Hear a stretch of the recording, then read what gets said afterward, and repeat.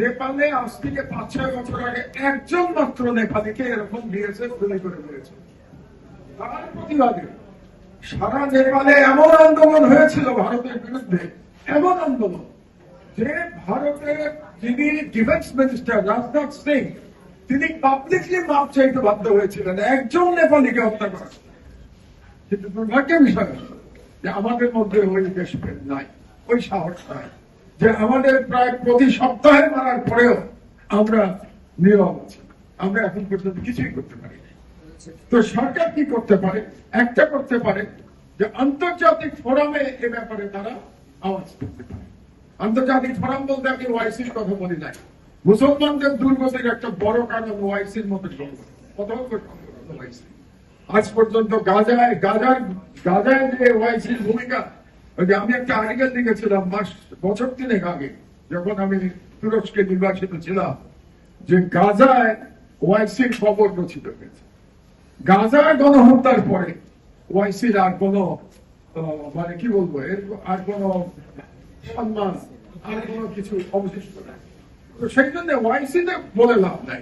কিন্তু অন্যান্য যে আন্তর্জাতিক ফোরাম, যেমন ধরেন United Nations human rights commission কিংবা ইউএন কিংবা ইউ, এই ধরনের যত প্রতিষ্ঠান আছে, কিংবা বাইল্যাটারাল আলোচনার সময়ও আমরা এই ব্যাপারে সরকার আওয়াজ তুলতে পারি। কেন আওয়াজ তুলতে পারে সেটা কিছু ইঙ্গিত আমার আগের বক্তারা দিয়েছেন, যে ভারতে সংখ্যালঘুদের উপর যে অত্যাচার চলছে মুসলমানদের উপর বিশেষ করে, তার কারণে আমাদের নিরাপত্ত বিঘ্নিত হচ্ছে।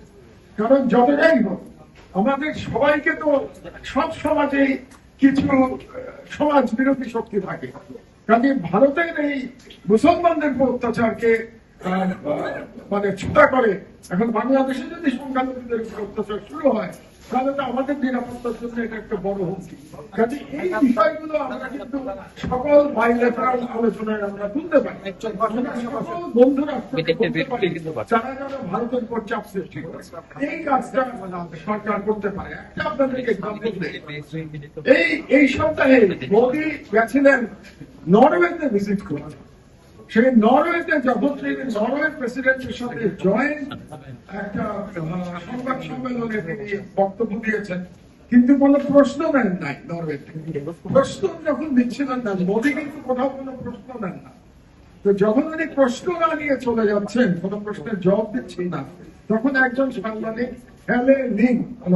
এক মহিলা সাংবাদিক তিনি বললেন যে মোদী, আপনি তো নিজেকে দাবি করেন যে ভারত বিশ্বের বৃহত্তম গণতান্ত্রিক রাষ্ট্র, আপনি সেই গণতান্ত্রিক রাষ্ট্রের প্রধানমন্ত্রী হয়ে বিশ্বের সব থেকে ফ্রি সংবাদ মাধ্যমের দেশ নরওয়ে, আপনারা জানেন বোধ যে ফ্রি সংবাদ মাধ্যমের যে র্যাঙ্কিং আছে সেখানে নরওয়ে 1 নম্বর। তো সে বললেও যে বিশ্বের সবচেয়ে ফ্রি গণমাধ্যম দেশের সাংবাদিকের প্রশ্নের জবাব কেন দিচ্ছেন না?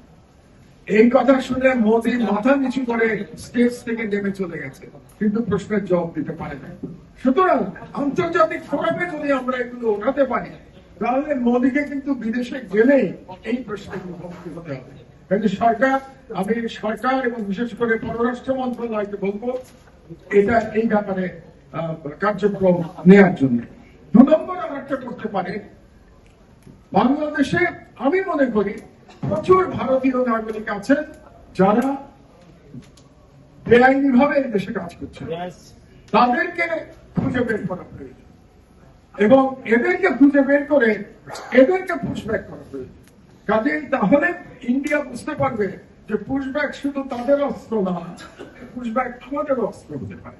এবং বাংলাদেশে আমি আরো কিছু এলাকায় জানি, এখানকার কিছু মানুষ কাজ করেন বাংলাদেশে, তাদের বাড়িঘর সব ইন্ডিয়াতে, বাড়িঘর কলকাতা, এখানে রোজগার করেন এবং এখান থেকে টাকা পয়সা সব ইন্ডিয়াতে তারা পাচার করে।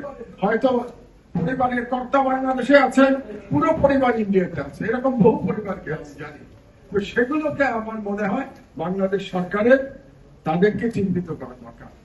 এই কাজগুলো যেগুলো আমাদের সাধ্যের মধ্যে আছে, এই কাজগুলো বাংলাদেশ সরকার করতে পারে।